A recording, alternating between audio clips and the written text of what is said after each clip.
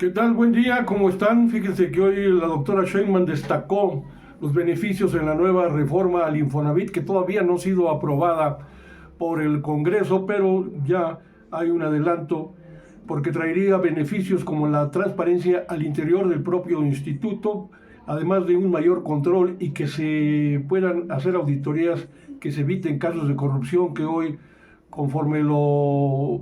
comentó el director del Infonavit, son realmente escandalosos. Por eso dijo la doctora Sheinbaum, lo que estamos planteando es que sea transparente y que los trabajadores tengan la certeza de que están bien cuidados sus ahorros,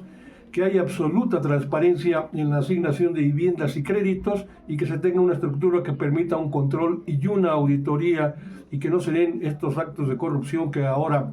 pues se dieron a conocer y que realmente, repito, que son escandalosos. Aclara la presidenta que no va a buscar denunciar a Alejandro Murat por casos de corrupción en el Infonavit cuando él estuvo al frente, porque aclara que el objetivo de la reforma al Infonavit no es imponer una denuncia contra anteriores directivos de este organismo, como fueron el propio Alejandro Murat y David Penchina, sino que se avale una reforma a la estructura orgánica del instituto para que la Auditoría Superior de la Federación pueda realizar en las auditorías correspondientes. La Auditoría Superior de la Federación sí tiene un gran prestigio por haber revelado casos de corrupción en diversos ámbitos,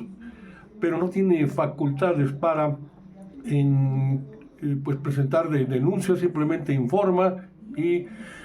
pues no hay ahí autoridad que pueda tener una acción de carácter penal dentro de la Auditoría Superior de la Federación, corresponde a otras instancias. Octavio Romero Oropeza, quien es precisamente el director del Infonavit, señaló que la reforma al marco normativo de este organismo evitará que se vuelvan a presentar casos de corrupción como los que mencionó, reveló en la mañanera de hoy, que realmente son escandalosos, como una empresa Telra Reality, que se contrató precisamente para diseñar y operar una plataforma para administrar soluciones de vivienda de acreditados que cambian de lugar de residencia, y entonces también al vencimiento del pago la empresa Telra no entregó los servicios contratados, por lo que debió haber sido penalizada en ese momento, y contrario a ello, no solo no se le penalizó, sino que el Consejo de Administración autorizó el pago de una indemnización por un monto de 5,000 millones de pesos a la empresa. Dos de los 5 socios de esta empresa, Telra, la repito, devolvieron ya 2,000 millones de pesos, el miedo no anda en burro, que fueron ya entregados, devueltos al instituto, al Infonavit, y los otros 3 socios pues andan bajo su rastro, bajo su huella, pues se han negado a devolver el restante o los restantes 3,000 millones de pesos que se embolsaron de manera ilícita. La Auditoría Superior de la Federación descubrió también, a través de la información presentada por la Comisión Nacional Bancaria y de Valores, que en el caso de Telra existió una triangulación de dinero entre las empresas contratadas directamente por el instituto y la cuenta bancaria de un funcionario del Infonavit que fungió como asesor del director general en el 2018, poco antes de que llegara a la presidencia nuestro presidente histórico Andrés Manuel López Obrador. Ante la intervención de la Auditoría Superior de la Federación, por alguna razón, los sectores empresarial y de trabajadores instruyeron en octubre del 23 al Infonavit a interponer un amparo contra el informe de resultados de dicho órgano fiscalizador, con el voto en contra del sector del gobierno, desde luego de López Obrador, y la oposición de la propia Dirección General. A la fecha, pues continúan impidiendo la atención a las recomendaciones de la Auditoría Superior de la Federación, bajo el argumento de que esta instancia no tiene competencia para auditar los recursos privados que pertenecen a los trabajadores. Otro caso, el caso de la línea 3, que se creó para financiar a constructoras de vivienda para los derechohabientes, es decir, para los trabajadores. Este tipo de proyectos son propuestos únicamente por las direcciones sectoriales de los trabajadores y empresarial, y así son presentadas al Consejo de Administración para su autorización. Se han identificado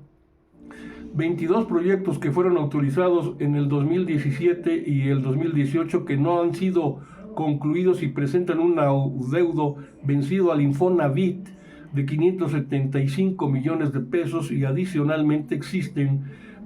18 desarrolladores con adeudos por 768 millones de pesos, esto como resultado de deficiencias en el seguimiento de pago y aplicación de penalizaciones. En este caso, de línea 3, Romero Oropesa exhibe una lista de proyectos promovidos por el sector de trabajadores autorizados entre el 2016 y 2018 que recibieron recursos. ¿Para qué? Para compra de terrenos, licencias y permisos y construcción de infraestructura, mientras que destaca, en el resto de los proyectos no se construyó ninguna vivienda de las que habían sido ya aprobadas, y en otra tabla presentada se muestra a una serie de proyectos que recibieron recursos del propio Infonavit para terminar viviendas y otorgar viviendas a trabajadores mediante créditos. Con todo el apoyo financiero, pues las viviendas no fueron terminadas ni se pagaron los recursos facilitados con el programa.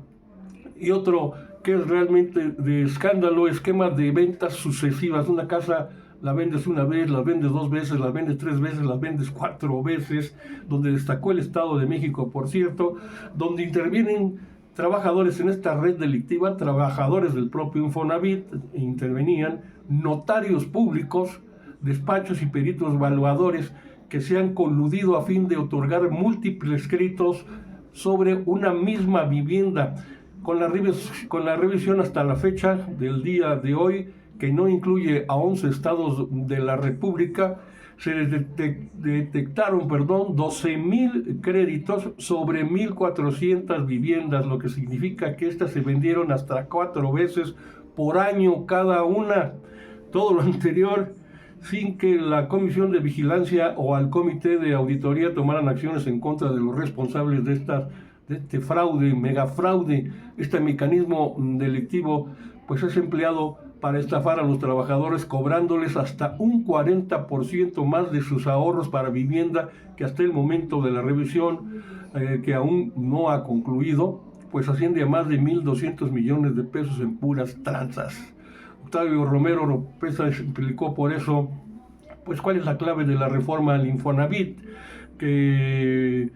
al brindar este informe, pues como les decía al inicio de este comentario, todavía se encuentra en la Cámara de Diputados y será posible su aprobación hasta el siguiente periodo, según lo estamos viendo ya. Y Romero Oropesa explica que desde el 1987, el Infonavit otorgó créditos cuyas características implicaban que pese a que los derechohabientes realizaban sus pagos correspondientes, sus deudas seguían subiendo. Como resultado de ello, apunta la cartera del Infonavit cuenta con 4 millones de créditos impagables. Por otro lado, asegura que el incremento en la generación de empleos, esto es importante, el incremento en la generación de empleos, así como el del salario mínimo, los sucesivos aumentos en la época de López Obrador y en el inicio de la gestión de la doctora Sheinbaum, ha permitido que los recursos del Fondo de Vivienda aumenten más de 5 veces al pasar de 140,000 millones a cerca de 800,000 millones de pesos. Así es de que sobre esta reforma al Infonavit, Octavio Romero destaca los siguientes puntos brevemente. Se respeta el tripartidismo paritario en los órganos de gobierno del Infonavit. Se va a homologar el esquema de gobierno corporativo del Instituto Mexicano del Seguro Social, y el director como representante del Ejecutivo será nombrado únicamente o removido en su caso directamente por la Presidenta de la República. Se eliminarán las direcciones sectoriales de trabajadores y empresarial que no tienen funciones sustantivas o ni responsabilidades, pero sí prerrogativas y precisiones económicas muy por encima del sueldo que gana la Presidenta de la República. Y finalmente se va a terminar con el esquema de pago por asistencia a las sesiones de la asamblea, es decir, cuando asistías a una asamblea, a un consejo, a comités y comisiones de los integrantes de los sectores que actualmente pues oscilaban entre, nada más por asistir a una asamblea, 60 y 90 mil pesos por cada asistente en cada sesión. Este privilegio se corta, y con esto pues terminamos. Va a haber mucho más de qué hablar y recorte que hacer en relación a la corrupción tan enorme que existía en el Infonavit, pero con eso ya tendremos oportunidad de comentar más a fondo. ¿Usted qué opina? ¿Usted tiene crédito del Infonavit? Pues comente cómo le ha ido con esta situación. Lo puede hacer en un comentario y además de la suscripción a este espacio, @Sociedades de Pensamiento con un servidor Carlos Monroy, lo mismo que en TikTok, pero ahí con @Monroe_HER, y ahí nos encontramos como también lo hacemos día con día en Facebook y otras aplicaciones. Saludos a mi amigo Luis Pantoja y a sus compañeros en Comunicadores MX. Abrazo fuerte desde aquí.